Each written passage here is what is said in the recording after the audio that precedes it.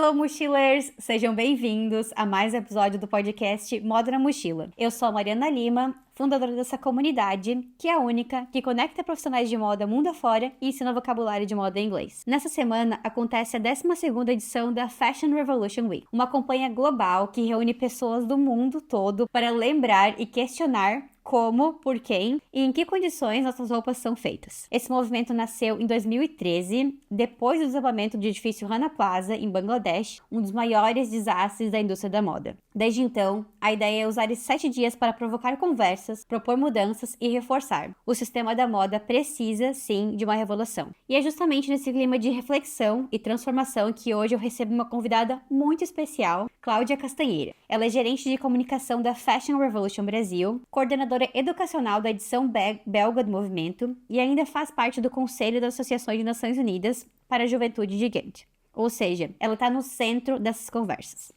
Além de falarmos sobre sustentabilidade na prática, a Cláudia também vai dividir um pouco de sua trajetória. Ela é mestre em discurso com foco em sustentabilidade pela USP, formada em letras, português e francês, também pela USP, e atualmente estuda relações internacionais. Como uma boa mochiler, ela juntou a paixão por conhecer o mundo, a moda e o empreendedorismo e criou a plataforma Brechós pelo Mundo, que apresenta o comércio de segunda mão em vários cantos do planeta, mas sempre com um olhar crítico e político. Cláudia, bem-vinda à Moda na Mochila. Ai, muito obrigada, Mariana, pelo convite. É um prazer estar aqui com você, com vocês, né? Com essa comunidade linda que você tem construído. Então é uma honra para mim. Muito legal. E já fazia muito tempo que eu queria te entrevistar. E desde que eu tava lá no Canadá, eu te seguia já. E eu pensava, não, eu vou pra Europa e eu vou entrevistar a Cláudia pessoalmente.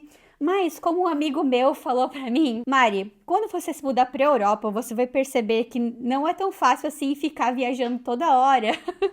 E você vai ter trabalho do mestrado pra fazer, yara yara. E eu falei, será? Eu não sei, eu acho que eu vou conseguir. Mas, enfim, em algum momento aí dessa vida de mochileiro a gente vai se encontrar pessoalmente, mas eu queria especialmente trazer você pra gente conversar sobre a tua história e também conversar sobre a Fashion Revolution Week durante a Fashion Revolution Week. Eu já usei muitos materiais da Fashion Revolution aqui no Moda na Mochila.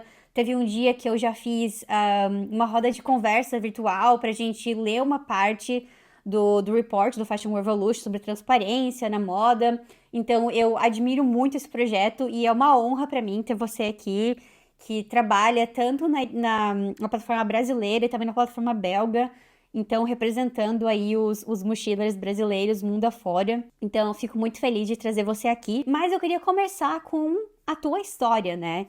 E eu queria saber o que você queria ser quando você era criança, se a moda já fazia parte da sua infância de alguma forma. Primeiro, assim, né, que interessante saber que você tem essa conexão. Eu lembro que eu cheguei a ver suas aulas em relação ao índice de transparência e a gente internamente comentou, falou, caramba, que incrível, aula de inglês com base no índice de transparência. Então, é uma curiosidade aqui interna que dividi com você. Muito legal. Ai, que massa. Sim, em relação à minha infância, né? Na verdade, a moda nunca foi algo que eu pensei em estudar, pra ser bem sincera. Quando eu era pequena, eu sempre fui muito criativa e eu gostava muito de me vestir, eu sempre tive uma paixão. Eu morava numa cidade muito pequena do interior de São Paulo, então a roupa era uma forma de eu me expressar num lugar que eu me sentia muitas vezes sufocada. Então eu acabava que eu fazia minhas próprias roupas, eu customizava as minhas próprias roupas e era como um escape, assim, porque eu queria ser vista, essa coisa de criança, de adolescente, né? Eu queria ser vista como diferente, mas não só nesse sentido, no sentido de que não só querer ser vista, mas porque eu me sentia diferente. Então, me apoiei desde muito novinha. Eu me lembro de, 7 anos cortando saia. Eu lembro uma vez uma saia minha rasgou e eu lembro que aquilo foi uma coisa que me marcou muito, porque eu falei, nossa, eu sei lá, acho que eu tinha uns 7 anos. E eu falei, nossa, ficou bonito. Aí eu rasguei mais, assim, a saia. Então, esse movimento sempre esteve comigo, mas a moda nunca foi algo que eu pensei em estudar. Quando eu era adolescente, até o começo da minha graduação, as pessoas viravam pra mim e falavam, mas você não estuda moda? Mas você não trabalha com moda? Eu falava, não. Não fazia o menor sentido aquilo pra mim. Eu falava, não, Não, de forma alguma.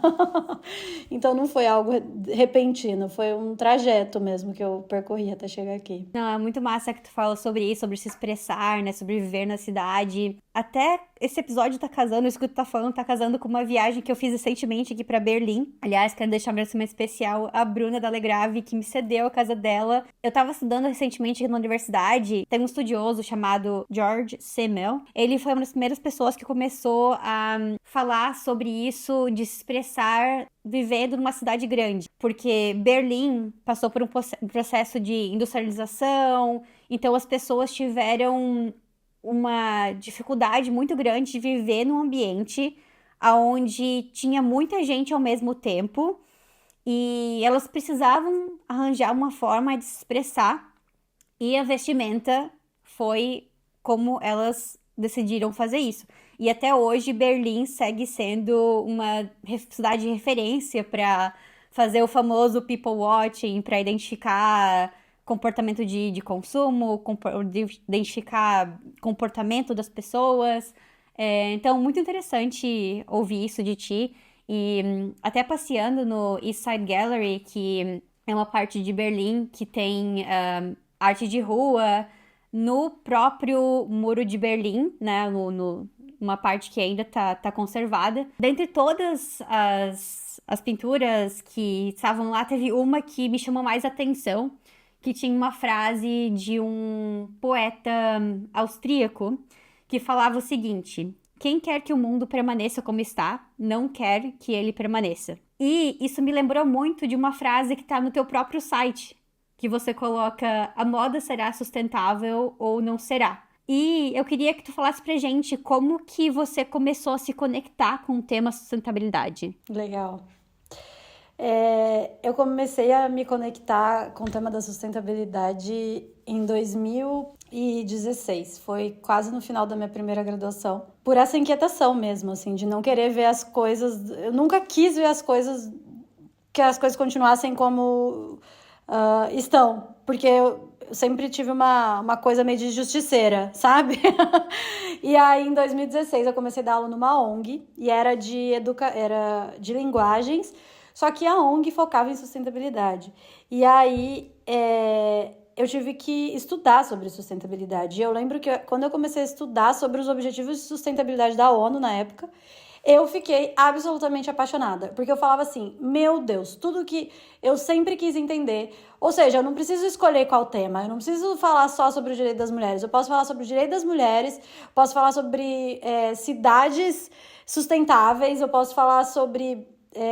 direito à educação, tudo junto, porque os objetivos de desenvolvimento sustentável, eles unem tudo isso, né? E aí, quando eu vi isso, falei, é isso que eu quero fazer da minha vida. Então, desde 2016, eu tô nessa trajetória de trabalhar com sustentabilidade. Mas a moda ainda não chegou nesse momento. A moda só chegou depois. Em momento nenhum, a moda foi... Eu cogitei fazer uma faculdade de design de moda. Porque eu sempre fui uma pessoa mais crítica. Então, eu ia pela perspectiva crítica das coisas. Eu queria ler o mundo. Eu queria entender sobre política. Eu queria ler. Eu queria aprender línguas. Eu queria... conversar com as pessoas do mundo inteiro. Então, era esse meu sentimento, né? Uma menina de 17, 18 anos. A gente faz a decisão muito nova. Mas eu não me arrependo. Até hoje eu não faria design nem moda. Acho que não é o meu objetivo, assim, sabe? É uma outra perspectiva do universo da moda que eu tenho. Então, a minha decisão foi baseada nessa leitura crítica que eu queria fazer. Eu sentia que eu precisava de argumento, de saber falar, de entender as coisas. E letras ia me dar essa base. E, de fato, me deu.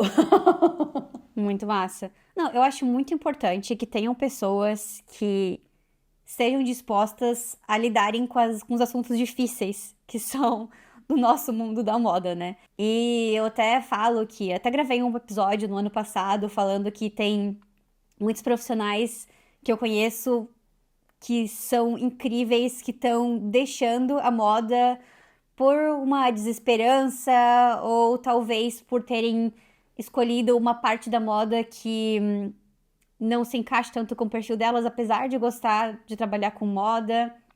Mas eu sinto que a gente precisa de profissionais que sejam apaixonados por moda, porque é bem aquilo que tu colocou no teu site, né? Se a gente quer que a moda permaneça como ela está, não sendo sustentável, não vai existir.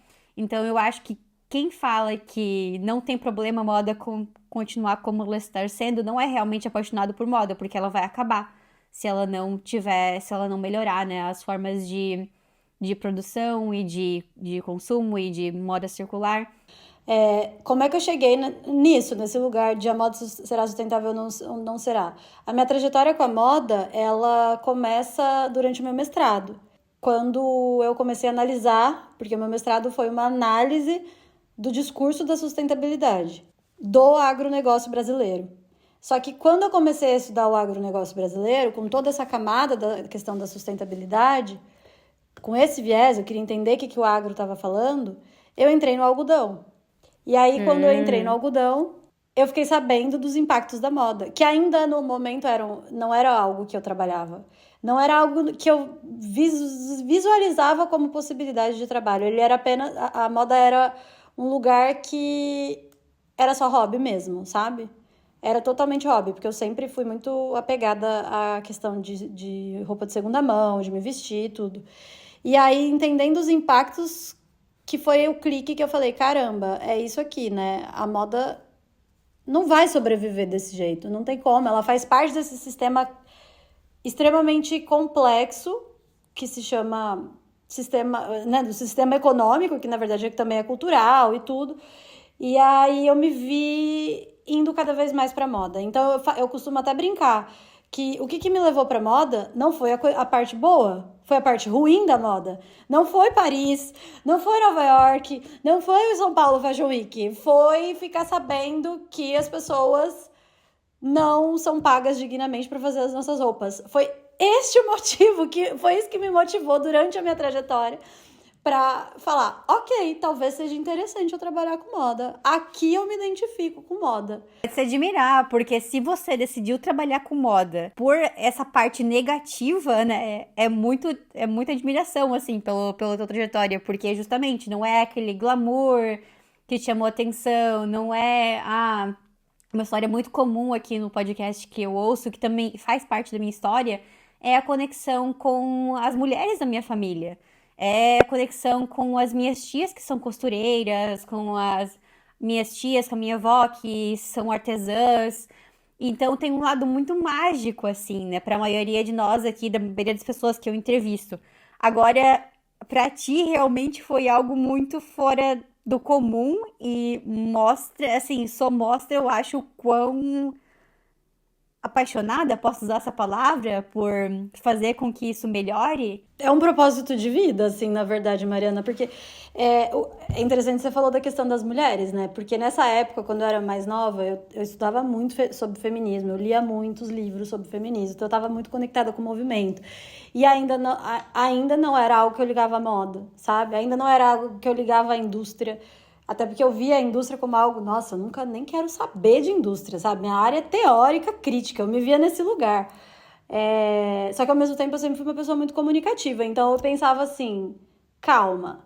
Aí quando eu cheguei no mestrado, eu vi tudo isso, eu comecei a estudar, falei, calma, a indústria da moda é uma indústria feminina, né? Ela liga Então todas essas reflexões, elas também passaram, assim, né? Pra eu conseguir entender que talvez eu ia ter uma trajetória com um lado mais crítico da moda, porque eu lembrava eu indo fazer pedindo para as costureiras da minha cidade fazerem minhas roupas, porque eu não gostava de comprar em loja. A minha mãe me doando uma saia, que é a minha peça favorita até hoje, que eu amo ela de paixão, que na verdade era da minha avó, e que foi pra minha mãe, e que depois foi pra mim. Então eu acho que começou... Sabe quando te dá um clique, assim? Eu acho que me deu um clique. Eu falei, caramba, tem toda uma questão política, emocional e de mulheres, que é uma luta muito minha. Então, quando eu me vi nesse lugar, eu só continuei indo. Eu vou ser bem honesta.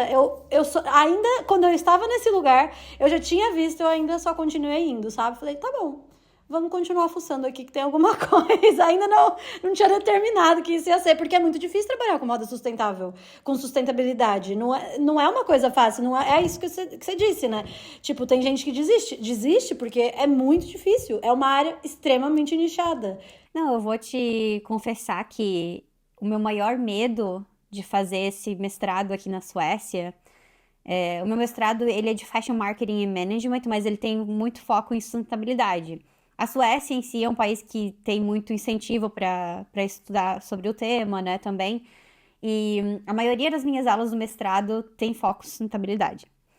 E eu vou te confessar que o meu maior medo não era fazer uma segunda mudança de país. Ah, sair do Canadá, tinha estabilidade financeira, já tinha emprego, vou para um país onde fala uma língua nova, vou conhecer novas pessoas, vou ter que fazer amigos novamente. O meu maior medo era estudar mais sobre sustentabilidade na moda e não gostar. E falar, caraca, não tem.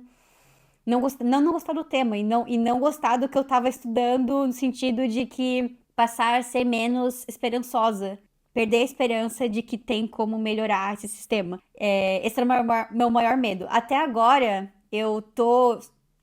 Assim, sou muito leiga no assunto ainda, né? Tô aqui bem no início do mestrado. Mas até agora eu não perdi as esperanças. Eu acho que ainda tem jeito da gente melhorar. Espero que ao final desse podcast eu ouça um pouco mais da tua história, então me ajude a colocar aí um combustível nessa minha esperança.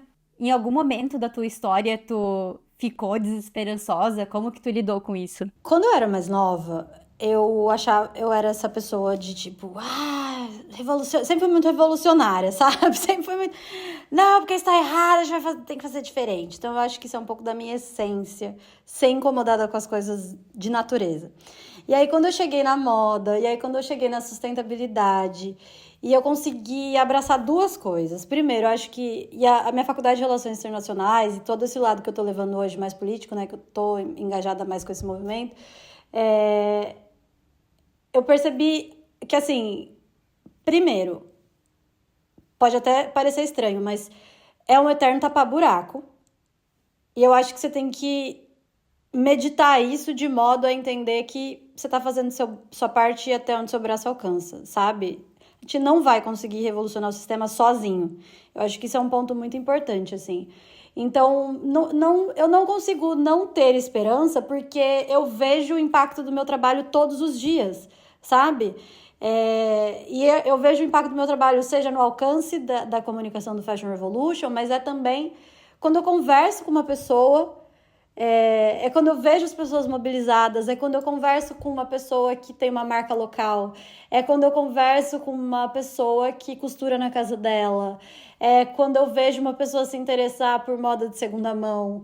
Então eu acho que a sustentabilidade, ela tá nesse lugar do macro, do global, do a gente precisa repensar essa cadeia inteira, a gente precisa repensar a logística inteira, tá tudo errado, mas ao mesmo tempo tem soluções já rodando, as soluções elas já existem, muitas ainda, óbvio, podem ser criadas, mas é essa conexão com pessoas, com ver as coisas acontecendo, com ver as pessoas fazendo. Então eu acho que é por isso que eu também não consigo, sinceramente, Mariana, eu não consigo me visualizar fazendo outra coisa na minha vida, eu juro pra você, assim, porque é uma coisa tão minha, sabe? É uma coisa tão da minha essência, de tipo, não tenho que perder a esperança, por que eu perderia a esperança?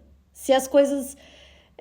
A gente tá num contexto político global extremamente delicado no momento, né? E a moda, ela é uma cultura que tá relacionada diretamente com o poder, né? Poder financeiro, poder político.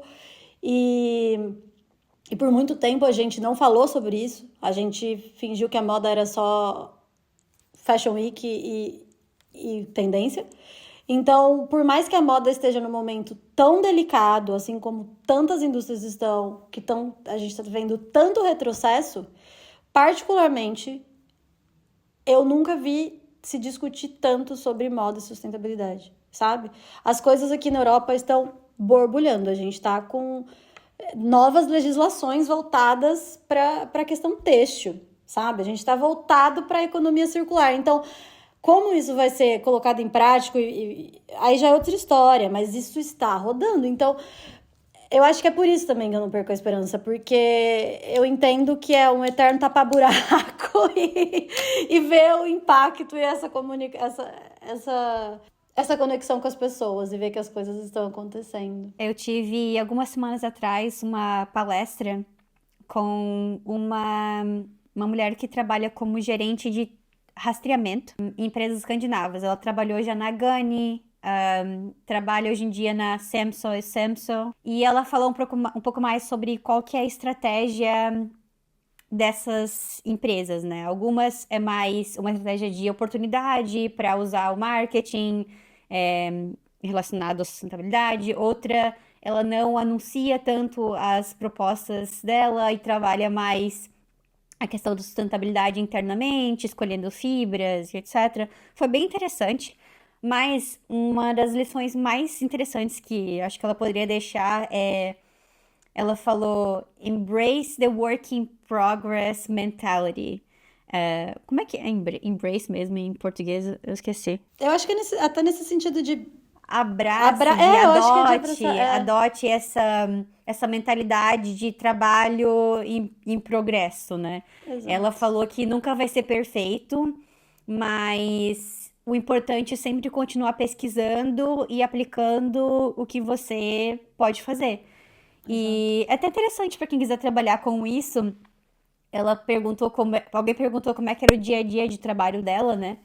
E aí eu já percebi que eu acho que eu não ia querer trabalhar muito com isso, porque ela falou que é basicamente muita comunicação com o fornecedor o dia inteiro. É muita troca de e-mail, e o meu trabalho antigo eu fazia isso. Eu tô com um pouco de saco cheio de ficar só mandando e-mail.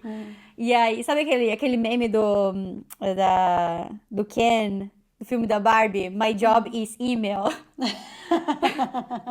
E aí, era eu antes, com os fornecedores de aviamentos, todo dia ali, perguntando, me manda o teste, faz o teste disso, teste daquilo, vamos desenvolver, melhorar essa qualidade. Mas parece um trabalho muito interessante, especialmente para quem quer morar aqui na Europa. Se especializar em rastreamento vai ser uma coisa muito importante. Isso me traz a uma pergunta que muitos alunos minhas têm feito, relacionado a um report da BOF com a McKinsey. E segundo esse report de 2024, eles falaram que os executivos de moda que responderam esse report falaram que a sustentabilidade não é mais uma prioridade para eles, comparado com outros temas. Claro que continua sendo um tópico, mas não é mais o topo, né? Eu não sei se você chegou a ler esse report do The Business of Fashion, mas eu vi que muitas pessoas têm usado ele para falar nas redes sociais sobre o tema, falando, sustentabilidade não é mais prioridade. E como eu tô agora aqui estudando no mestrado, né, sobre o tema, e como você falou, tem regulamentações que vão entrar em vigor nos próximos anos aqui na Europa, já tem outras que estão em vigor, tem muita pesquisa sendo feita sobre sustentabilidade. Eu não senti, para mim tá tudo igual, para mim continua sendo uma prioridade, né? Mas eu queria saber, nas reuniões que você participa, tanto da Fashion Revolution quanto também da UN, qual que é o sentimento? Tem se falado sobre algo assim, sobre não ser mais uma prioridade, ou continua normal? Eu acho que é o que eu tinha comentado, né, Mariana? Eu acho que a gente está vivendo um período muito delicado, global, e não apenas a moda. Eu acho que isso está refletindo em todas as indústrias e não todos os países, afinal não sei dizer exatamente, mas assim, o Brasil está sentindo isso, a Europa as prioridades estão mudando, né? Então vamos, assim, é até crítico falar isso, mas se a gente estava falando em 2016, 2017, 2018 de sustentabilidade, a palavra agora é conflito, né? A palavra parece que mudou. E essa coisa de ir na onda, de cada hora a prioridade ser uma coisa, ela também é meio uma tendência, uma onda, vamos dizer assim, uma moda, mas eu acho que é tudo muito É uma pergunta muito complexa, porque internamente no Fashion Revolution e nas outras discussões que eu tenho participado, inclusive na União Europeia, inclusive com outros colegas, é um misto de desespero, porque a gente está vendo alguns números, só que, por outro lado, a gente consegue entender que, por mais que os grandes da moda cheguem e falem isso não é prioridade, a gente está chegando num ponto tão extremo de mudança climática, de direito dos trabalhadores, e ao mesmo tempo que a gente está chegando nesse lugar, as pessoas estão se levantando, as pessoas estão se mobilizando. Então, as pessoas não estão caladas, né? As pessoas, elas estão também se mobilizando. Então, tem uma força que não quer deixar esse movimento morrer e não vai deixar esse movimento morrer. E é uma força muito forte, é um movimento muito grande. Então, eu prefiro entender a sustentabilidade não como uma moda. A sustentabilidade, ela é uma cultura, ela é algo que é transversal a tudo que se faz. Então, se você está falando de gênero, você está falando de sustentabilidade, né? De salários iguais, por exemplo. Que dados, né? A gente tem visto dados não muito atrativos em relação a isso. Só que, ao mesmo tempo, é essa discussão, assim, que eu percebo em geral das pessoas da minha área, sabe? As coisas estão realmente muito apertadas, a gente tá tendo que segurar uma barra, e a gente está segurando essa barra, mas isso vai passar, e já esteve pior, sabe? E pode ficar pior de novo, a gente sabe disso, mas a gente também não vai ficar quieto, né? A gente não vai deixar esse movimento morrer.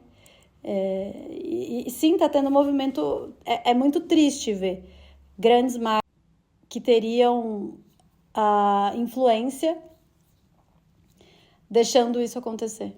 Eu queria entender como que é o teu dia a dia de trabalho, porque eu te acompanho no Instagram, como eu falei, eu sempre vejo você nessas salas de reuniões que, sim, né, muitas pessoas do mundo inteiro falando sobre o tema, falando sobre moda, sobre sustentabilidade, sobre política, no geral. Como que é o teu dia? E você hoje em dia também tem que gerenciar diversos trabalhos, né? Conta um pouco mais pra gente como que é o teu dia a dia trabalhando com sustentabilidade na Europa. Bom, basicamente, eu trabalho remotamente, então todos os meus trabalhos são remotos, independente de se ele é aqui na Europa ou no Brasil, onde quer que seja. Então, meus trabalhos são remotos, mas isso não significa que eu não vou fisicamente em alguns lugares, não converso com as pessoas. Então, o meu dia a dia básico é aquela história: computador, planilha do Excel, brincadeira, eu não uso Excel, e-mail, planejamento estratégico de campanha, estudar para como mobilizar pessoas, estudar para estratégias de comunicação. Então, organizar toda a comunicação do Instituto Fashion Revolution no Brasil. E ao mesmo tempo me engajar nos outros temas. Então, acho que são muitas partes, assim. Aqui na Europa, se por um lado eu fico muito no computador nesse lugar, eu também vou muito pro dia a dia real, porque eu tô sempre indo em evento. Então, toda semana ou 2 vezes por mês, todo mês, umas 2 vezes, eu vou em eventos, esses eventos mais políticos mesmo, né, de discussão. Então, eventos da União Europeia, eventos de alguma ação, alguma instituição, um instituto novo que nasceu, ou algum instituto novo que está entrelaçando com moda circular. Então, é uma conexão, assim, né, que a gente está sempre tentando fazer essa parceria, até porque eu me vejo muito nesse lugar de cooperação internacional, sabe? Eu me sinto muito nesse lugar de sou uma voz do sul global aqui na Europa, e eu acho que é muito importante, porque você encontra gente do mundo inteiro, mas eu nunca encontrei ninguém do Brasil. Eu sempre fui a única, assim, sabe? Nunca tive esse privilégio de encontrar outra pessoa do Brasil aqui nas discussões que eu tô. Isso é triste, mas ao mesmo tempo eu vejo o quanto meu trabalho é importante, sabe? Não deixar a nossa voz morrer, né? E é uma voz do Sul mesmo, é uma voz da resistência das pessoas que que sofrem mais os impactos de quando a indústria da moda faz coisa errada. Sim, aqui na faculdade também eu fiquei surpresa que eu também quase não encontro brasileiros. No meu curso não tem nenhum, eu sou a única também. E até eu fiquei bem abismada que a maioria dos gráficos que os professores trazem na aula nunca parece Brasil, assim. E os meus colegas de classe que são da Ásia, de diversos países da Ásia, eles sempre falam, ah, meu país tá ali, não sei o quê, tarará. E o Brasil raramente tá, assim. Foi um choque de realidade, porque a gente, né, tem essa visão de que o Brasil é um país continente ali, né? E aí a gente não tá, mas sou grata por estar aqui. Espero que tenham mais brasileiros aplicando para aqui para a universidade que eu estudo, porque é uma universidade muito boa. Então, sou aqui a embaixadora da Universidade de Borås para trazer mais brasileiros aqui para a universidade. Quando a gente vai nichando, né, esses lugares das pessoas que mandam no mundo de alguma forma, né, de espaços de poder, quando a gente vai passando por esses espaços de poder, de fato a gente vê muito pouco brasileiro. Isso é muito triste, por isso que eu acho que a gente é tão privilegiado nesse aspecto e a gente tem que estar lá, sabe? A gente tem que mesmo estar lá, marcar presença e falar, existimos, somos uma voz, a cultura brasileira é maravilhosa. Temos 1 milhão de soluções que podem ser aplicadas, elas não precisam nascer, não é porque você está fazendo uma faculdade na Suécia que a solução tem que vir da Suécia. Né, a gente entende de onde vem esse discurso e sabe que não é bem assim. Então é realmente somar, né? Somar a moda brasileira, somar a nossa cultura, somar todo o nosso conhecimento, que não é pouco. E eu queria saber, então, como que você se jogou nessa vida de mochiler? Você já tinha o sonho de morar em outro país ou foi algo que aconteceu naturalmente?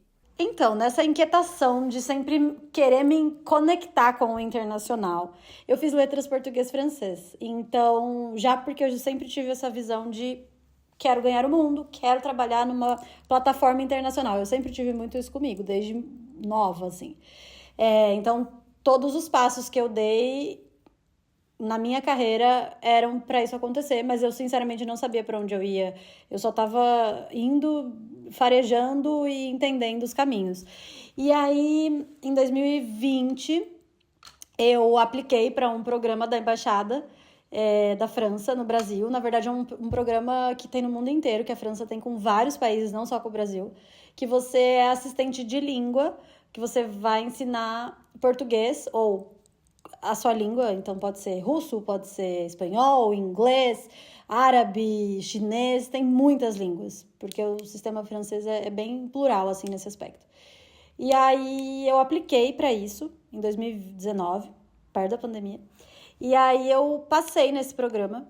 Como é que foi a aplicação? Cara, foi uma coisa... É aquilo, né? Aplicação. É a dor da aplicação, de você sentar e escrever e correr atrás de pessoas para te recomendar e de você implorar para as pessoas te recomendarem, porque as pessoas querem fazer isso, mas daquele jeito, porque tá todo mundo ocupado, né?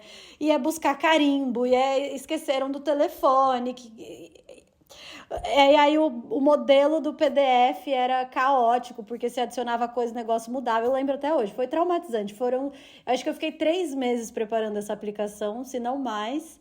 Nossa, mas teve que fazer carta de recomendação, carta de motivação? Tinha tudo isso. Tinha todo esse processo. Por que que você quer fazer esse Exato. programa? O que que você vai contribuir? Exatamente. Essas coisas assim. Todo esse movimento de aplicação, que é geralmente... Quem quer uma carreira internacional precisa se acostumar a saber que temos que ter pessoas na manga para dar recomendação. A gente sempre vai escrever carta de motivação. E é isso. É um eterno chorar, mas é isso. Que não tem que fazer. E aí, quem que foram as pessoas que fizeram carta de recomendação? Porque eu vou contar uma história rápida aqui. Uhum. Quando eu cheguei no Canadá, eu sempre falo que eu não tinha ninguém, eu tinha zero network, só tinha o meu marido, o nosso colega de apartamento e o professor da universidade que meu marido estudava. Mas ninguém, não conhecia ninguém que trabalhava com moda, nem nada, nada. E aí, falavam que era muito legal fazer voluntariado, né? Eu até me inscrevi pro voluntariado nos abrigos, na igreja. Demorou um tempo, porque ela no Canadá, alguns lugares precisam de background check para trabalhar nesses lugares. E aí eu falei, olha, preciso começar logo alguma coisa. E aí eu costumava ir numa loja de segunda mão, lá na cidade que eu morava. E eu sempre ia lá, conversava com a dona do meu jeito, né? Comprava alguma coisinha ou outra. E aí um dia eu cheguei pra ela deve ter achado muito estranho. Então, tu não quer deixar eu trabalhar aqui de graça? Ser tua voluntária? E aí ela, mas como assim? Como assim trabalhar de graça? Eu falei, preciso aprender inglês, tal, eu não consegui um trabalho ainda. E, enfim, eu convenci ela falou, eu vou falar com o meu contador se eu consigo te pagar alguma coisa. Não conseguiu, daí eu falei, não, está tudo certo, eu só quero aprender. E além de ser uma loja de segunda mão, ela também fazia as próprias peças dela. E aí, enfim, eu trabalhei lá por uns 3 meses, assim, pouquíssimas horas por semana, só pra exercitar o inglês, aprender vocabulário de moda em inglês. E essa mulher se tornou uma das principais referências no Canadá, que eram do Canadá, porque até então eu só usava minhas referências brasileiras. E aí sempre tinha que encontrar alguém da minha empresa antiga que falasse inglês, porque às vezes eles ligam, eles não só mandam e-mail, né? E aí eu sei que eu usei essa mulher que nunca me pagou, que eu trabalhei com ela pouquíssimas horas por semana como referência. Usei ela por uns três empregos diferentes. E foi assim que eu fui construindo, né, minhas referências lá no Canadá. E como que foi? De onde, quem eram as suas referências no Brasil? É muito engraçado você falar isso, porque assim, né? Voltando a esse lugar do application e quero uma carreira internacional. Cara, as loucuras que a gente acaba fazendo, né? Pra ter nosso lugar no mundo é uma coisa que só a gente sabe mesmo, né? O caminho e as dores que a gente passa. E legal essa história, eu achei muito interessante. Essa carta especificamente foi uma pessoa do Brasil mesmo, porque na época eu estava conectada com o mestrado, então eu consegui uma própria professora de francês minha. Eu não tinha teste de língua, e mesmo assim eu passei, uma coisa bem rara, porque geralmente a gente precisa de teste de língua. A pessoa confiou no meu francês e me chamou para entrevista e viu que eu falava de fato, porque, né, assim, foi porque a maior parte você precisa provar. Então, mas eu consegui uma referência ali da faculdade. Só que para as outras aplicações, de fato, às vezes você precisa ter ser cara de pau, assim, né? Não tem o que fazer. Você vai pedir, ou você se conecta muito com essa pessoa, seja por meio de um trabalho voluntário, ou sei lá o que de fato eu sempre recomendo também, só as pessoas, eu recomendo muito as pessoas fazerem trabalho voluntário quando elas chegam em outro país. E o lugar que elas querem é um lugar um pouco mais difícil de acessar, porque o voluntariado, ele te conecta, ele te dá só benefícios. Então é isso, vem de toda parte também. Hoje eu tenho uma rede mais ampla que eu conseguiria, né, para dependendo do que for, que eu conseguiria essas recomendações. Com certeza. E aí, pra qual cidade da França que tu se mudou? Eu mudei pro sul da França, que se chama Nimes. É uma cidade pequena, inclusive é a cidade que nasceu o Denim. Porque Nîmes, em francês, é o nome da cidade. Nîmes. What? Eu não fazia ideia. Exato. Tá, mas peraí. Me conta mais a fundo, então, um pouco isso. Eu não sei se sabe me explicar um pouco mais essa história. Porque esses dias até mesmo eu tava vendo uma notícia, um post do Instagram falando que a Levi's Isso. que Exato. criou o Denim. Denim. Eles meio que pegaram de lá. Qual é essa relação? Foi criada lá por uma tecelagem de lá, por uma marca de lá, por artesãos de lá? Como que foi? Na verdade, eles faziam o tecido lá e eu não lembro muito bem a história, pra te falar a verdade. Mas basicamente as pessoas que compravam falavam: o tecido de Nimes, o tecido de Nîmes. E aí por isso que ficou. Levi's veio depois que eles patentearam o jeans. Aí eles foram na coisa do patentear, mas de onde veio é dessa cidade. Só que é muito engraçado, porque na cidade não tem quase nada que se refere a isso. Eu lembro que na época, foi bem pandemia, eu mudei pra França durante a pandemia, sozinha. Eles não fecharam as escolas, continuei lá sozinha. E eu lembro que eu tentava achar, assim, e não tinha muita informação, só no museu local mesmo. Mas essa história é bem conhecida, então acho que se você jogar no Google, com certeza vai ter alguma coisa lá. Se vocês jogarem, inclusive recomendo. Nimes é uma cidade linda. Falam que é a cidade romana francesa, porque tem muita coisa romana lá, porque já que é no sul, né? E dali eu entendi que era isso mesmo, sabe? Quero morar no mundo. Ainda não sabia se eu ia ficar lá. E aí, como é que foi esse projeto? Tu era paga pra trabalhar lá? Como que foi? Conta mais pra gente. Sim, eu era paga, tinha um salário.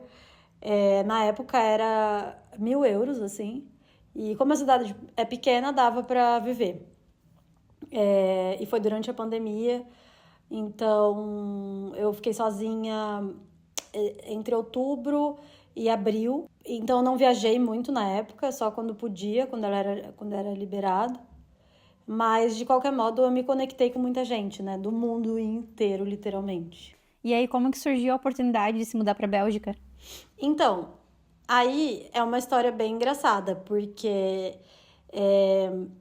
eu não vim por minha causa a princípio, né? O que acontece? Quando me deu esse estalo de, meu Deus, eu quero trabalhar com internacionalidades. Aí eles me fizeram a proposta de ficar em Nimes, dando aula lá, mas eu falei, eu quero trabalhar aqui na Europa, mas eu não quero trabalhar com escola. Eu quero trabalhar em algum lugar que se relaciona justamente com esse lugar do internacional direto, ou seja, governo, ou seja, políticas públicas, ativismo, advocacy, e aí todas essas palavras começaram a surgir, mas eu não tinha muita experiência na área, né? Minha área era mais da educação. E então eu tive toda uma trajetória desde 2020 para chegar onde eu estou hoje. E aí a Bélgica foi a minha esposa, a Laís, ela foi convidada para fazer um doutorado aqui. E aí eu pensei, tá, Bélgica, Bruxelas, uma das capitais da União Europeia, pode ser que tenha bastante a ver com o meu percurso de carreira. Bora, por que não? Então foi um pouco esse o percurso, não foi algo direto. Ah, tá. Então, quando você se mudou pra Bélgica, você ainda não tinha nenhum emprego garantido. Nada, não tinha nada garantido. E eu não podia trabalhar. O meu visto era só de ficar aqui, o meu visto não era de trabalho. Então, 2022 inteiro foi só na base do networking, de entender o que eu ia fazer da vida. Tu tinha algum plano antes de se mudar pra Bélgica, algumas metas, ou tu foi construindo assim naturalmente a tua trajetória? Mariana, quando eu era mais nova, eu acho que é o que eu falei pra você, eu acho que a gente toma algumas decisões muito cedo, sabe? E só que eu lembro que desde aquela época eu tinha na minha cabeça que eu queria trabalhar com algo internacional. Eu acho que eram esses as únicas coisas que eu conseguia visualizar. Eu queria trabalhar com algo internacional. Eu ainda não entendia que era mobilizado para política e moda. Eu não via. Moda, quem é que fala de moda e tipo, né? Quem é que faz essa relação? Existe um cargo para isso, então é uma coisa meio que parece real, né? Então, quando eu fui eu fui caminhando. Eu fiz planos de carreira, eu tenho um plano de carreira, né? Mas falar pra você, a gente é do Brasil, sabe? Então, pra gente alcançar esses espaços aqui na Europa, a gente tem que ralar muito, não é uma coisa simples. Eles não valorizam nossa perspectiva de cara, então a gente tem que provar pra eles que a gente pode estar ali, sabe? Pelo menos é da minha experiência, é isso que eu sinto o tempo todo. Então, apesar de ter muita gente também que me ajuda, não é todo mundo que é assim, mas os lugares mais inacessíveis, se você quer chegar, você precisa trilhar um plano de carreira, não tem como, né? E aí entra o mestrado, e aí entra o networking, e aí entra você falar quantas línguas possíveis.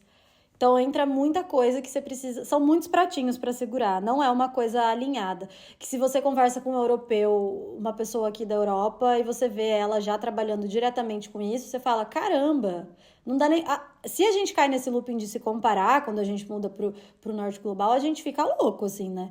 Eu ainda bem que eu não caí nesse lugar, mas eu conheço pessoas que caem nesse lugar e é muito perigoso, né? Porque cada um tem uma história, cada um tem uma trajetória, e a trajetória deles é totalmente diferente, né?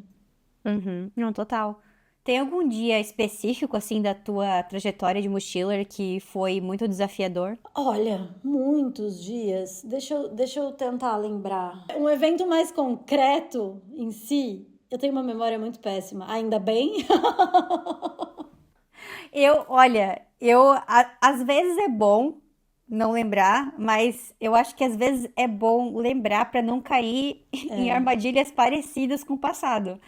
Porque exato. eu tive uma experiência ruim de trabalho e às vezes eu fico gaslighting eu mesma, sabe? Tipo, mas será que aquele chefe era tão ruim assim mesmo? Ou será que era só eu que era muito fresca, entre aspas? Uhum. Sei lá, não estava acostumada com esse ritmo de trabalho. E aí eu falo, não, ele era ruim mesmo. Eu deveria ter escrito no meu diário, eu deveria ter um diário naquela época pra fazer isso, pra eu não cair nessa mesma armadilha no futuro. Ainda mais como imigrante, né? E, passando por todas essas dificuldades, assim, que tem pessoas que tiram proveito da nossa trajetória, né? Exatamente. Mas você sabe, Mariana, eu acho que assim, os lugares. Eu tava até falando ontem aqui em casa, o quanto eu sou privilegiada, não no sentido financeiro, porque eu sou uma pessoa classe média, e classe média na Europa do Brasil não significa absolutamente nada. Uma classe média brasileira uma classe média brasileira na Europa, entendeu? Absolutamente nada. Então, se eu tinha alguns privilégios no Brasil, por ser uma menina da classe média do interior de São Paulo, esses privilégios não alcançam minha vida aqui. Mas eu tive alguns privilégios no sentido de suporte, emocional e às vezes também financeiro, não vou negar, no sentido de os meus pais e a minha família, eles sempre me deram muito a mão de Cláudia, se você tá passando por uma situação dessa, você não precisa passar por essa situação. Saiba que a gente tá aqui. Inclusive, quando eu apliquei para França, foi depois de um episódio muito traumatizante que eu era coordenadora pedagógica. E eu pedi demissão porque eu tava vivendo um trabalho muito sufocante. E aí eu avisei minha família, falei, olha, eu vou pedir demissão porque eu não aguento mais, é o meu limite. E eles me apoiaram na época. Então, eu acho que essa foi a única realmente impactante, assim, porque das outras vezes, é óbvio que a gente sempre tem episódios ruins, a gente sempre tem episódios de estresse, a gente desanima, a gente sente medo, a gente sente ansiedade. Acho que isso tudo faz parte da vida de uma pessoa que decide tomar o mundo, sabe? É o que eu sinto, pelo menos. Mas eu trabalho numa equipe maravilhosa, o Fashion Revolution Brasil, sério, é basicamente mulheres, só mulheres. A gente é uma equipe de 13, 14 mulheres, varia, às vezes vai para 15. Então, é um ambiente que se apoia o tempo todo, já começa por aí. E aí, se a gente vai mais pra frente, aqui na Bélgica, também mulheres. E mulheres maravilhosas, que também roda esse lugar de apoio. Eu acho que, pra ser bem sincera com você, o lugar que eu mais, assim, me paralisa e que, sabe, que eu não precisava estar passando por isso, é esses lugares, é isso, é para acessar lugares mais difíceis de poder, que é onde eu já acesso de algum modo, mas quero estar cada vez mais engajada, sabe? Que é numa União Europeia, que é em espaços da ONU, que eles ainda, por mais que a ONU seja muito plural, a depender, ela é muito fechada. Então, são pequenas violências que a gente sente no dia a dia e que às vezes não são tão. A gente demora tempo para processar, é isso que você falou, né? Até hoje você tá tentando ler algumas coisas. Eu acho que é isso. Eu acho que tem algumas coisas que você vai processando assim com o tempo. E eu percebo que a dificuldade de acessar alguns lugares, ela tá vinculada a essa violência também com pessoas que não têm uma origem europeia ou... Uhum. Em contrapartida, tem algum dia que tu lembra que tu se sentiu muito orgulhosa, assim, do teu crescimento e do espaço que tu estava ocupando na Europa? Um dia específico, assim, que tu sentou e passou, caraca. eu tô aqui, no meio dessa galera, representando, né? Olha, eu vou ser bem sincera. Eu sou uma pessoa muito deslumbrada, sabe? Gosto. Deslumbrada no sentido de tipo assim. Cara, eu sei o que eu passei pra chegar aqui, eu vou ficar feliz sim, sabe? Porque eu sei que tem gente que. Tá, eu não sou essa pessoa. Eu romantizo a minha própria vida sempre, Como é entendeu? que é a palavra em inglês, que a palavra que tá famosa hoje em dia, a galera fala muito nonchalant. Exato, Não consigo. exato. Entendeu? Porque, tipo assim, eu romantizo minha vida, então eu acho que tem muitos episódios, assim. O Fashion Revolution Brasil, ele é muito enorme nesse sentido, porque ele me proporcionou também muitos desses lugares internacionais. Então, ano passado eu fui pra COP, a Conferência do Clima Internacional, então são discussões, gente, assim, é uma coisa muito Aonde delicada que de foi se mesmo falar. essa? Foi no Azerbaijão. Assim, é uma coisa muito delicada, porque não é se deslumbrar e fica. É até importante falar isso, né, Mariana? Porque esses lugares, eles são lugares muito delicados. A gente está tratando de negociações e ações que vão ter impacto na vida de milhões e bilhões de pessoas. Então, não é romantizar no sentido de romantizar o espaço. É romantizar no sentido de tipo, caramba, eu estou ocupando o espaço que eu sempre quis ocupar e eu estou fazendo parte de discussões que eu me vejo muito capaz de discutir e que eu quero estar nesse lugar, sabe? Eu acho que é Uhum. nesse lugar, não é de romantizar o lugar em si.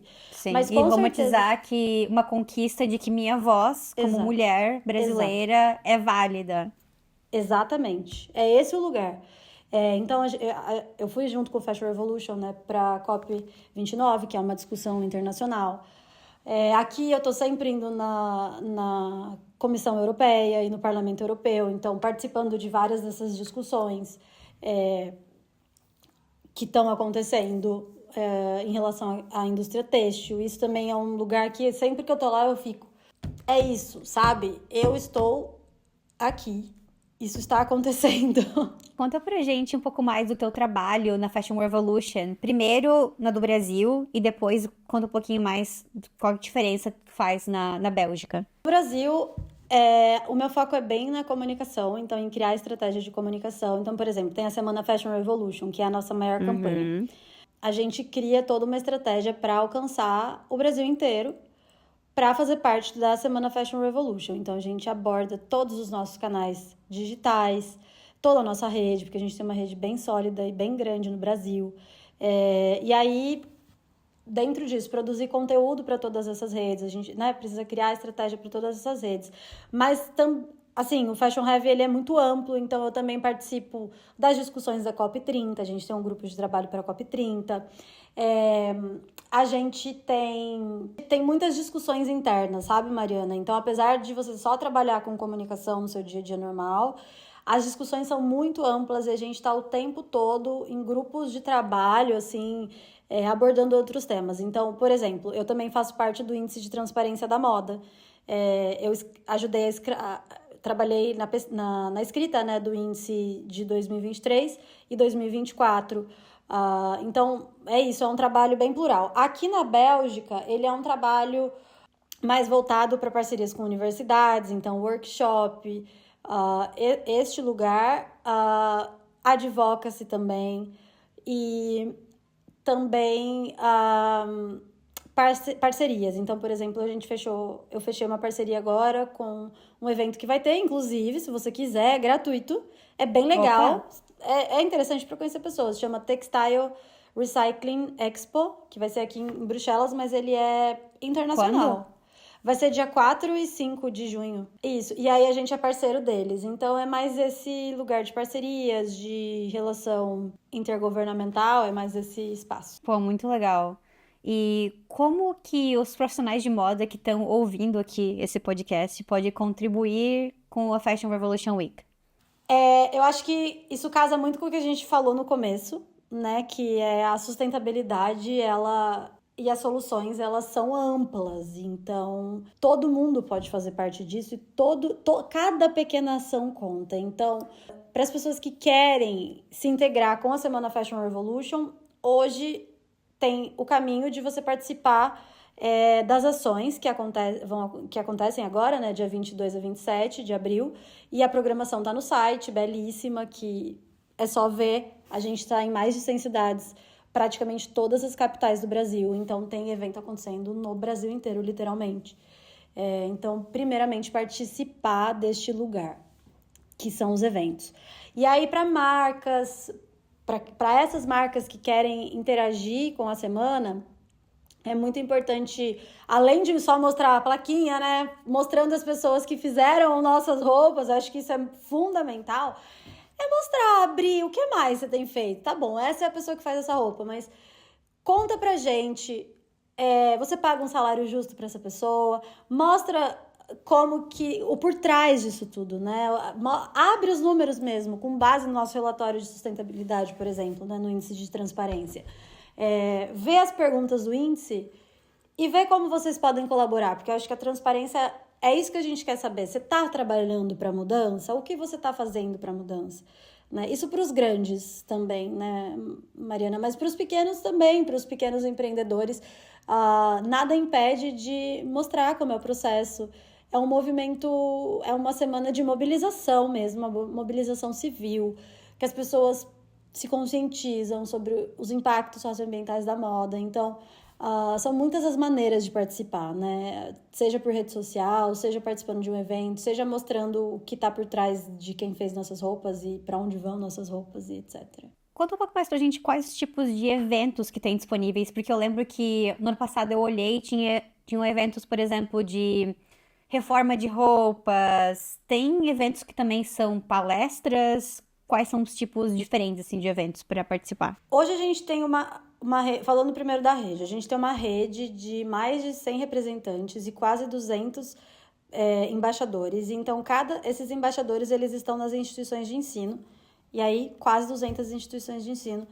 Então, muitas universidades do Brasil têm palestra. E essas palestras, às vezes, são fechadas só para eles, mas muitas vezes são abertas. Isso para os estudantes, né, quando eles promovem alguma coisa. Agora, falando dos representantes, os representantes, eles são o ponto focal, porta-voz local. E aí eles concentram todos os eventos. E aí os eventos podem ser palestra, workshop, cine debate, workshop de costura, de reparo, é muito amplo. E qualquer ação dessa... Vai ter também o dia das manualidades na rua, que as pessoas vão pra rua crochetar, reparar, todo mundo junto, é bem legal. E esse ano vai ter online também, aproveitando, né, até para falar, para as pessoas irem. O Itaú, a gente está com uma parceria, o Fashion Revolution Brasil, está com uma parceria com o Itaú Cultural Play e com curadoria da Laura Artigas, que são vários documentários gratuitos para serem acessados no Itaú Cultural Play. Então, qualquer pessoa pode entrar lá no site e assistir esses documentários do conforto da sua casa. Então, a revolução vai acontecer aí do seu sofá para você entender os impactos e as soluções da indústria da moda. Nossa, muito bom. Eu tô aqui pensando como profissional, agora, né, profissional de marketing, que eu tô trazendo transição de carreira para essa área. Eu vou fazer um estágio numa empresa que trabalha com dead stock, com estoque morto. Como que eu posso incorporar o tópico da Fashion Revolution Week nessa empresa, na comunicação dessa empresa, como estagiária, sem fazer greenwashing, que é um tópico que Exato. é muito falado na universidade, e até eu comecei a pesquisar mais sobre até o oposto de greenwashing, que é o greenhushing. Greenhushing, que é quando as empresas começam a ficar com medo de falar sobre o assunto para não serem atacadas, né, por talvez estarem fazendo marketing ali de uma forma errada. Tô aqui refletindo sobre o assunto, então vou pesquisar mais sobre o assunto e quem sabe eu te mandei umas perguntas no offline para saber mais sobre o assunto. Eu acho que é muito interessante, Mariana, ser honesto, sabe? Se for fazer greenwashing, né, que é uma coisa que as empresas acabam caindo mesmo, com a Semana Fashion Revolution, é melhor não fazer isso, para as marcas em geral, tá? Não tô falando no seu caso específico, tô falando para as marcas em geral. é melhor não comentar, sabe? A gente não precisa de greenwashing, o que a gente precisa é de compromisso real. E aí a responsabilidade do marketing, de fato, é muito grande, eu concordo plenamente com você, é uma coisa muito delicada mesmo, porque ao mesmo tempo que você está comunicando a marca, você também precisa passar uma ideia legal. Estudo da comunicação, entendo bem como isso funciona. Mas seja sincera, sabe? Mostra uma ação legal que a marca está fazendo, mostra os números que a marca disponibiliza. Eu acho que é esse o lugar da transparência, das marcas serem transparentes e mostrar o que elas têm feito, o que elas estão se comprometendo com a revolução da moda, com a transformação para a sustentabilidade. É esse lugar, né, que o marketing pode se comprometer também. Tipo, um do's and don'ts, o que temos feito, o que não temos feito, o que podemos melhorar, o que a gente reconhece que a gente tem que melhorar, o que a gente já tá fazendo direito, né? Mas que também dá para melhorar. Então, é isso, essa sinceridade. Eu, enquanto consumidora, eu gosto muito de marca sincera, assim. Sinceramente, eu gosto de gente que fala a verdade. E até recomendo super a leitura do Índice de Transparência do Fashion Revolution. Como eu falei no início do podcast, né? Eu já usei esse material que é riquíssimo para conversar com o pessoal do Moda na Mochila sobre o assunto. Eu até usei o arquivo em inglês, porque o objetivo era estudar inglês, moda ao mesmo tempo, e sustentabilidade ao mesmo tempo. Mas também tem a versão em português, né? Então é muito acessível o material. Então, super recomendo para quem estiver aqui ouvindo o podcast. E, poxa, cara, vocês vão estar lendo um material que teve contribuição da Cláudia. Olha só que honra para essa comunidade. Uma vez eu vi no Instagram que você comentou algo sobre criar um grupo sobre negociações. Tu pode comentar um pouco mais sobre esse projeto ou ainda não? Porque eu fiquei muito curiosa. Na verdade, ele vai sair, é um grupo de negociações internacionais sobre o clima, né? International Climate Negotiations. Ele vai sair, já tá quase tudo pronto. Mas com a semana Fashion Revolution, não, eu prioridades entendo, de projetos, ele provavelmente vai sair nos próximos... Em breve, ele vai sair. É um grupo pra gente que é leigo no assunto, pessoas que não participam desses processos de negociação, entender como funcionam negociações da ONU, essas negociações mais diplomáticas, né? Que é tão antidemocrática, digamos assim, porque não tem a participação de sociedade civil praticamente, né? Muitos lobistas lá, muitas vezes, pessoas que o governo quis que estivesse, mas é importante a gente estudar junto mesmo sobre isso. Tu falou esse termo agora, lobistas, e é uma palavra que eu tava até conversando com as minhas alunas do Fashion Vocab Talks, que é o nosso grupo de conversação do Moda na Mochila, e a gente estava lendo juntas e conversando juntas sobre a Anti-Fast Fashion Bill da França. E aí, na matéria, eles usavam muito a palavra lobbying. E aí eu lembrei do The Sims. Não sei se você jogou The Sims quando era criança ou não. Pouco, eu nunca fui a pessoa viciada do The Sims, mas eu cheguei a jogar algumas. Ok, mas talvez você se lembre que uma das profissões disponíveis era lobista. E eu nunca entendi what the heck que a pessoa fazia como lobista. E aí eu coloquei essa palavra no slide pra gente discutir e perguntei pras meninas, tá, o que vocês entendem? O que é lobbying? Qual que é a definição desse termo? E poucas pessoas sabiam, né? E Legal. Talvez tu possa falar sobre esse vocabulário também, o que é ser um lobista. Assim, falando muito a grosso modo, vamos pensar numa pessoa da indústria, assim, vou tentar ser bem, né? Uma pessoa que trabalha com, sei lá, algodão. Uma pessoa grande do agronegócio do algodão.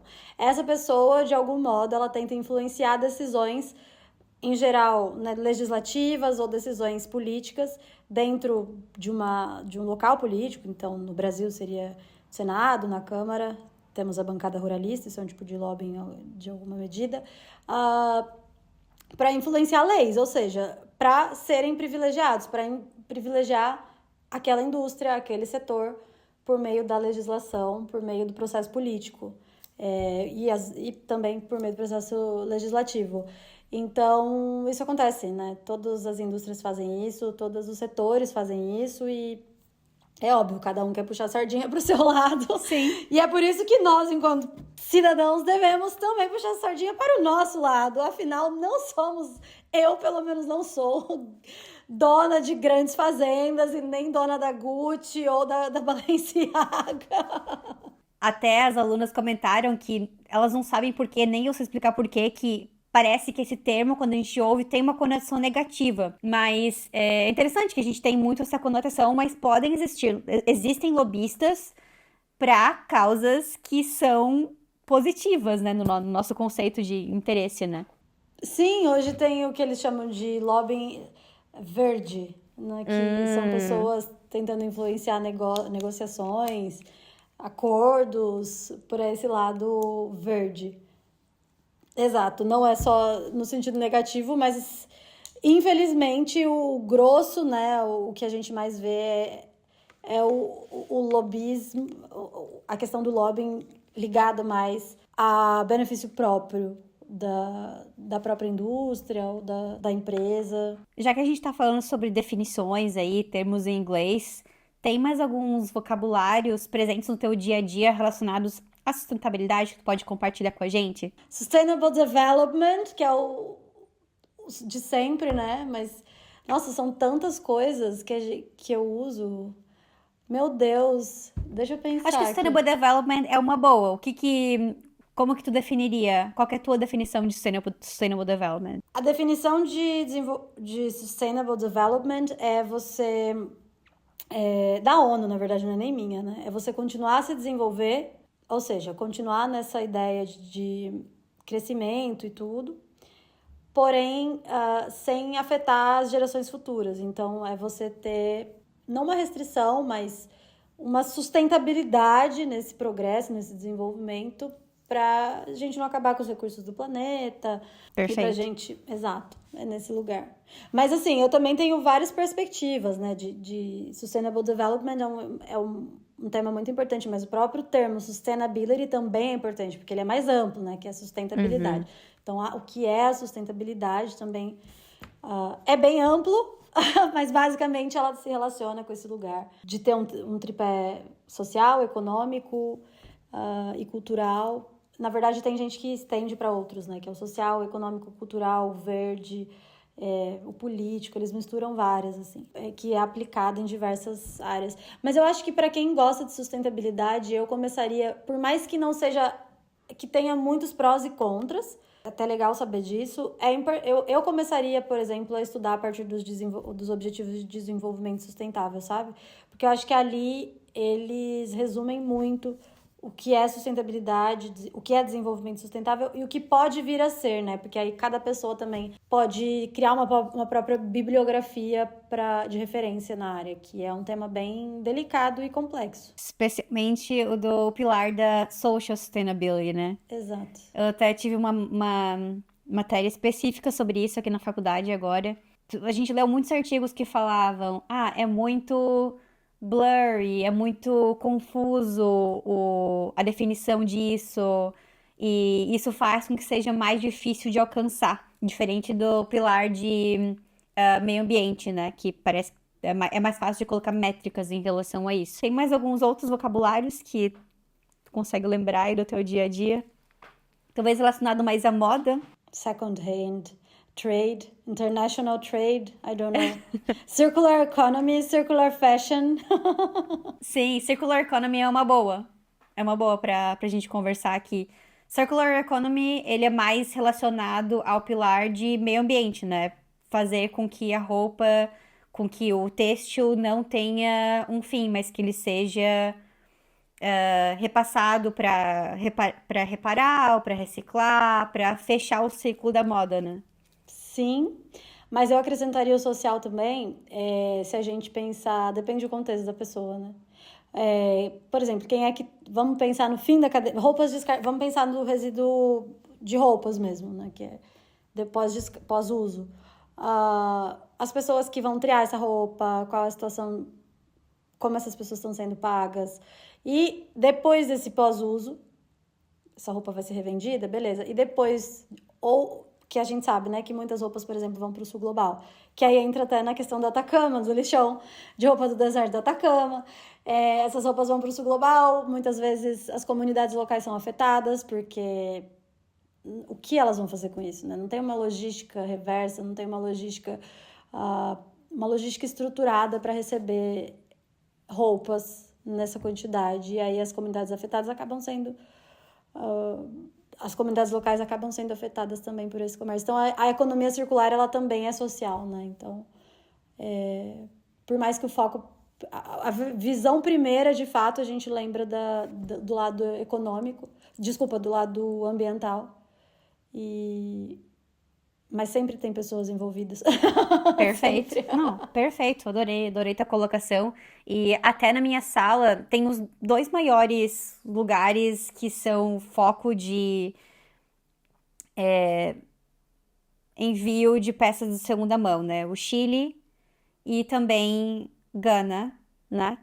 E na minha sala tem alguém de Gana, mas não tem ninguém do Chile. Tem uma oportunidade para ter alguém representando esse país. E aí eu queria te perguntar agora, então, sobre o projeto novo que o Fashion Revolution tá fazendo em parceria, né? Ela tá sendo parceiro, do Atacama Recommerce, que a gente tava conversando aí no offline, e eu recebi até olha só, eu acho que é muito interessante eu falar sobre isso, porque, como tu falou, cada vez mais pessoas estão falando sobre isso, e tá saindo da bolha de moda, só, saindo dos profissionais de moda falando sobre o tema. E eu recebi um reel do meu marido sobre o Atacama Recommerce. Ele mandou pra mim, caiu pra ele. E provavelmente ele foi atraído não só pelo lado de sustentabilidade, porque eu influencio ele sobre esse tema, mas também pelo atrativo de comprar uma roupa e pagar somente pelo frete, né? Eu acho que brilhou o olho dele nessa hora, talvez.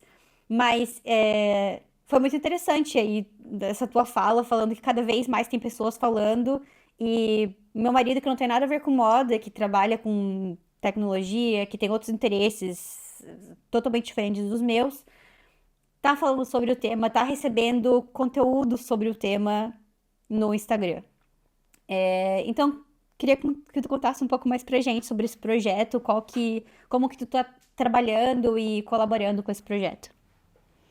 Primeiro, que incrível, né, Mariana? Eu acho que a gente que trabalha com moda, ver as coisas furarem a bolha é muito importante, porque a gente entende que as pessoas estão se dando conta de que o problema não está só com eletrônicos, né, com descarte, né, porque às vezes a gente acha que o problema é só com descarte de eletrônicos, descarte de carro, sei lá. Não, a moda também é extremamente problemática e todo mundo usa roupa e precisamos falar sobre isso, né? O Atacama Recommerce, ele é uma iniciativa ativista que tenta conscientizar, que tem o objetivo de conscientizar as pessoas sobre o modelo atual da moda, que é baseado numa ideia de superprodução, superconsumo e superdescarte. A plataforma, na verdade, ela não foi feita no sentido das pessoas consumirem as roupas. A ideia não é vender massivamente roupas do Atacama. A ideia é usar do consumo, que é um desejo inerente, né, das pessoas que gostam de moda e etc. Então, é usar deste lugar do consumo para fazer as pessoas entenderem que a gente tem um problema, né? Então, elas vão entrar ali no site e ver roupas que vieram do deserto do Atacama, porque que foram vistas roupas consideradas como lixo, estão num lixão têxtil. E aí essa campanha vem e provoca, mostrando que será que essas roupas são lixo mesmo? A gente está conseguindo colocar elas no site para revenda. Então, há soluções. A gente provoca a indústria da moda a hora que faz isso, porque leva a indústria da moda nega esse discurso de não tenho o que fazer com essas roupas. Tenho o que fazer com essas roupas. Né? A gente só provocou. Mas se alguém quiser ir lá e solucionar isso, é complexo? Sem dúvidas. Mas as soluções existem. Ela não é de um lado só, mas as soluções, elas existem. E se eu fosse uma designer, né, que tivesse minha própria empresa e eu visse uma roupa minha nessa plataforma, eu ia ficar, caramba, alguém não gostou tanto da minha roupa assim e ela foi parar num lugar que não deu o fim correto para ela e foi parar lá no lixo, que não era minha intenção. Ou até mesmo uma grande marca, ela vê aquele produto dela ali e pensa, nossa, deveria pensar, né, como eu falhei em dar um fim correto para essa marca e de conscientizar o consumidor de como esse produto pode ser descartado da forma certa e etc. Então é muito uma falha do nosso sistema, né? E se eu fosse uma grande marca e visse meu produto ali, realmente eu me sentiria provocada, como você está falando, para pensar melhor como que eu vou fazer para que os meus clientes sejam mais fiéis e tenham mais carinho pela roupa que eles compraram e que eu consiga, como marca, como designer, dar o suporte correto para como essa roupa vai chegar, né, ao fim dela, ou ser reciclada, ou ser revendida e etc. E é interessante, porque aqui na faculdade a gente estuda muito sobre casos, assim, de marcas que até fazem, fazem programas voltados para dar um fim correto para essa peça, mas acaba nunca chegando no lugar certo. Tem um jornalista aqui da Suécia que ele coloca rastreadores nos returns de marcas como a Shein, por exemplo, e a roupa não é revendida, a roupa acaba indo parar lá em Gana ou indo parar lá no Chile. Eu até vou procurar aqui o artigo que ele fala sobre isso. E muitas vezes o consumidor até é enganado, né? Sobre como essa roupa vai ter o fim dela. Exato, e temos as bênçãos de que isso está sendo já discutido a nível político e legislativo. Porque isso aí, até falando de vocabulário, eu estava até vendo aqui que eu lembrava do português e aí peguei aqui em inglês, que é o Extended Producer Responsibility, EPR, que eles chamam. Que é isso? É a responsabilidade estendida do produtor. Então, quem está fazendo as nossas roupas, eles são responsáveis pelo que vai acontecer no pós-uso. Então, como é que a gente, né, provocar os produtores a fazerem itens mais sustentáveis, pensando que isso depois vai ser descartado e como esse descarte deve ser feito, e voltando para uma ideia de circularidade. Exatamente. Se eu fosse uma marca, eu ia ficar transtornada de me ver alinhada numa campanha dessa, com o meu loginho ali. Mas parece que as marcas, às vezes, perderam a vergonha, né? Então, por isso que fica a provocação ali de... Você tá lá. E até na plataforma tá tudo bonito, né? O site é bonito, a embalagem, eu vi, é uma embalagem muito bonita. Mas o fato de pensar que essa roupa já esteve no lixo é a provocação. Ah, não! Por quê? Por que ela chegou até lá? Exato. E tem até outro termo também que tu me lembrou agora, tu falou do EPR, é do DPP, do Digital Product Passport, o passaporte digital do produto, né?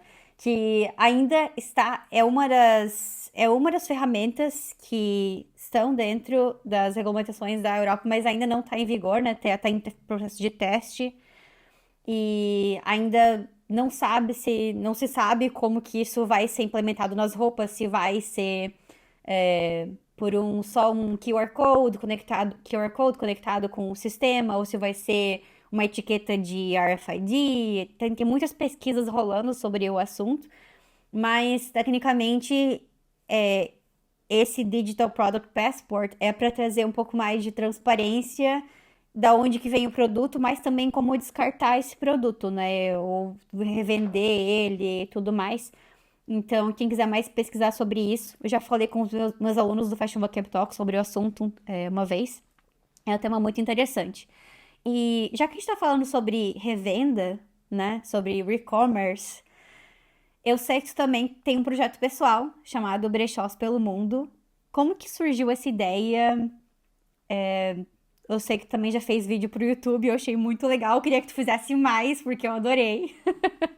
Mas sem pressão, eu sei que a vida de criadora de conteúdo, ativista, muitas coisas, né? Muitas ideias na cabeça aí. Mas conta um pouco mais pra gente sobre esse projeto. É isso, Mariana. O Brechós pelo Mundo, ele criou... E quando ele foi criado, eu até pensei em fazer dele algo um pouco mais além. Só que aí, outras demandas de outros trabalhos me impossibilitaram de levar ele adiante no nível mais profissional. Então, ele é, de fato, um projeto mais pessoal, que é esse lugar de mostrar o mercado de segunda mão para as pessoas dos países, né, a partir dos países que eu viajo. Eu confesso que eu tenho muitos vídeos guardados. Uma vez eu fui para Califórnia, vou até dar um spoiler, em algum momento eu compartilho isso. Eu fui para Califórnia e lá eu fui numa região, num lixão, não é no lixão, né? Num aterro da Califórnia, que lá no aterro eles vendem roupas de segunda mão.